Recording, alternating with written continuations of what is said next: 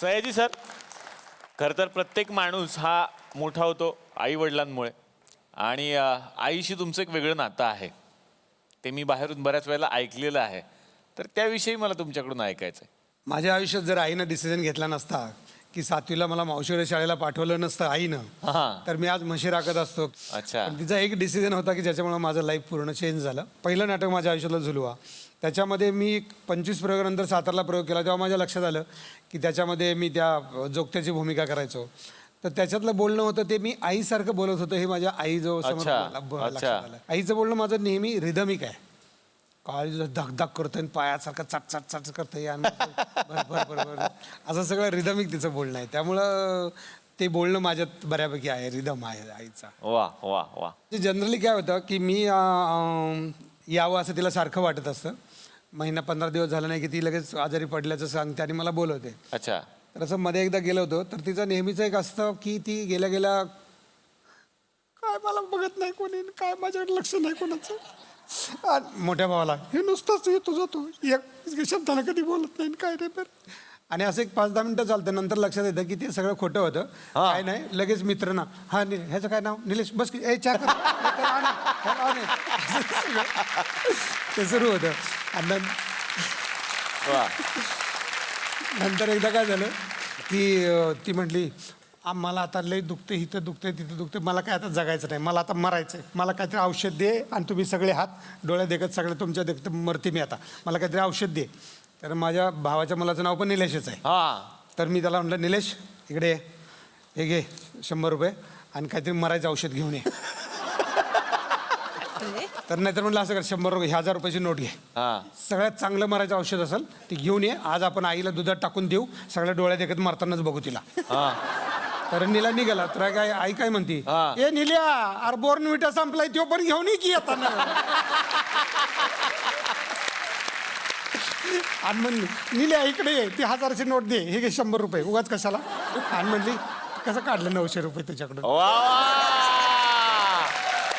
अभिनयाचे गुण खरे तिकडून आलेत सर. हे आम्हाला वाटतं सयाजी सरांमध्ये आईकडून अभिनयाचे गुण घेतलेले आहेत तुम्ही. आई मुंबईला आली होती पहिल्यांदा, तेव्हा वर्ल्ड ट्रेड सेंटर झालं होतं, विमानाला ते पाडलेली बिल्डिंग वगैरे, तिने कुठेतरी बघितलं असेल. ती आली आणि म्हणली अगो बया बया बया ह्या बिल्डिंगमध्ये राहतोस वय, एखाद दिवशी इमान दिल ठसला म्हणजे कळेल तुला.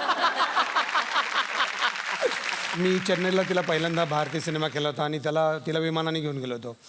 तर विमानातनं उतरलो, तिकडे गेलो आणि एकदम 5 स्टार हॉटेल. तर बाथरूममध्ये टब मोठा टब. तर आई म्हणले अरे बाथरूममध्ये इथं आंघोळीला काय बादलीच नाही रे. तर म्हणलं काय इथे असं सोडायचं, हे करायचं असं, आणि टब भरला की त्यात आंघोळ करायची. मी काय म्हस आहे व ढवात बसायला.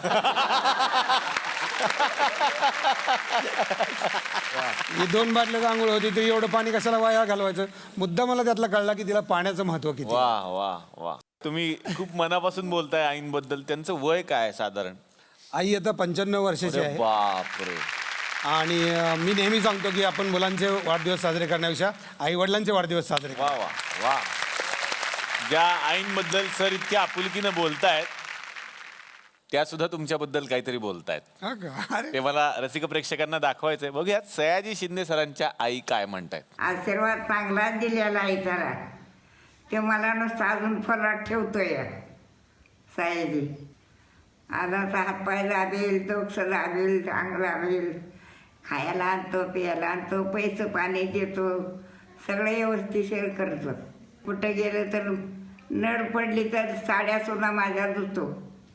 अजून सयाजी तो मोठा हो आणि मोठा झालायाच, बरोबर आहे ना. ती दिवशी त्याबद्दल शब्द सगळं सयाजीला भाषण करायला लावलं, सगळं सयाजीला करायला लावलं. माझा फोटो आला मग पेपरला. कुणाचं भांडण नाही, तंडण नाही, जिथं जाईल तिथं चांगला वागायचं, चांगला राहायचा. वा वा. खरं तर सयाजी सर आज इथे आलेले आहेत. सयाजी सरांचं रुपेरी पडद्यावरचं रूप आपण नेहमीच बघतो आणि ते आपल्या मनाला भावत असतं. प्रत्येक त्यांनी केलेली भूमिका आपल्या आयुष्यभर लक्षात राहणारी अशीच आहे. पण एक वेगळी भूमिका आहे सरांची, जी आज पडद्यावरती पहिल्यांदा आम्ही आणण्याचा प्रयत्न करणार आहे. मला माहिती नाही सयाजी सरांना ते आवडेल की नाही, पण सयाजी सर हे गावातून आलेले आहेत आणि गावाबद्दल काहीतरी करावं असं नेहमी गावातल्या माणसाला वाटत असतं. एवढा मोठा सुपरस्टार झाल्यानंतर सुद्धा त्यांनी काय केलंय तर त्यांनी 6 गावं दत्तक घेतलेली आहेत. आणि हे जेव्हा आम्हाला कळलं तेव्हा आम्हाला राहवलं नाही की हा खरंच विषय सगळ्यांपर्यंत पोहोचला पाहिजे. बघूयात सयाजी सरांनी केलेल्या या कार्याची एक एवी. माण खटाव महाराष्ट्रातल्या सातारा जिल्ह्यातला कायम दुष्काळी भाग, आधीच डोंगराळ आणि खडकाळ प्रदेशाचा भाग, त्यात इतर तालुक्यांच्या मानानं खूप उंचावर आहे म्हणून पाणी टंचाई ही 5वीलाच पुजलेली. अशा माणमधली 4 गावं पांढरवाडी, कोळेवाडी, दिवडी आणि गोडसेवाडी या दुष्काळातून कायमची मुक्ती मिळवण्यासाठी धडपडत असलेल्या गावांची ही गोष्ट. महाराष्ट्रातल्या कानाकोपऱ्यात कुठेही मित्र असलेला माणूस म्हणजे सुप्रसिद्ध अभिनेते सयाजी शिंदे. वेळ असेल तेव्हा महाराष्ट्रातले किल्ले, डोंगर किंवा जंगलात मित्रांसोबत भटकणं हा त्यांचा छंद. भोवती सतत माणसं. एक दिवस या सगळ्या मित्रांना घेऊन ते माणमधल्या या 4 गावांमध्ये गेले. या गावातल्या लोकांची धडपड ऐकून त्यांनी ठरवलं की आता आपणच या गावात जायचं आणि सगळ्यांनी मिळून हा पाणी प्रश्न कायमचा सोडवायचा. तिथे शेतकऱ्यांशी बोलत असताना त्यांनी एका शेतकऱ्याला विचारलं, तुम्ही आत्महत्या का नाही करत? त्यावर शेतकरी म्हणाला, आम्हाला कामच एवढी असतात शेतातली, वेळ कुठे असतो आत्महत्येचा विषय डोक्यात यायला. हीच जिद्द पाहून सयाजींनी ठरवलं, आता पुढच्या सगळ्या पिकनिक रद्द.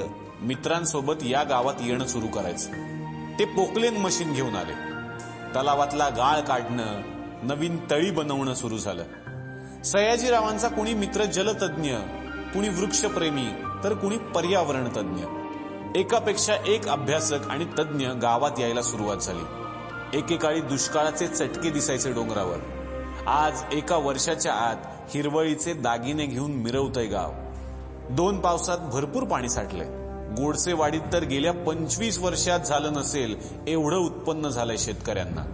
माण तालुक्यात तीर्थक्षेत्र खूप आहेत, पण निसर्ग कायमच रुसलेला. 2 हात एकत्र जोडल्याशिवाय देव आशीर्वाद देत नाही आणि हजारो हात एकत्र आल्याशिवाय निसर्ग सुद्धा प्रसन्न होत नाही. सयाजी शिंदे यांनी गावातले हे हजारो हात एकत्र करण्याचं काम केलंय. या 4ही गावातले लोक मनानं एकत्र आले आणि श्रमदानातून हिरवी क्रांती घडवायला सुरुवात केली. सयाजी शिंदे यांनी या गोष्टीची कधीही प्रसिद्धी केली नाही. मुळात तो त्यांचा स्वभावच नाही. या गावांना त्यांच्या प्रयत्नांना जगासमोर आणण्याची गरज होती. या गावातले पुण्या मुंबईत स्थायिक झालेले लोक जमेल तशी आपल्या गावाच्या विकासासाठी मदत करतायत आणि हजारो हात पुढे यावेत अशी आमची इच्छा आहे. सयाजी शिंदे सर, जी गोष्ट तुम्ही कुठेही सांगत नव्हतात ती गोष्ट आज आम्ही जगासमोर आणतोय. आम्हाला ठाऊक आहे हे काही तुम्हाला फारसं पटणार सुद्धा नाही, पण तुमचंच स्वप्न आहे की देशात आपलं कुठेही शूटिंग असो, महाराष्ट्राचा उल्लेख शेतकरी आत्महत्या किंवा दुष्काळाच्या बाबतीत होता कामा नये. असं जेव्हा होतं तेव्हा तुम्ही दुखावता. ही ओळख बदलण्यासाठी तुम्ही प्रयत्न करताय.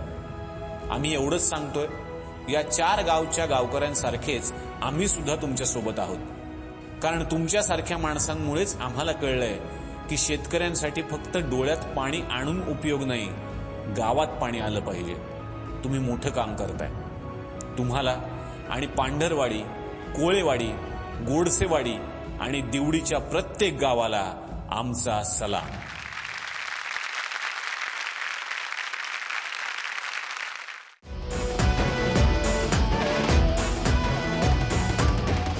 मी मराठी, झी मराठी.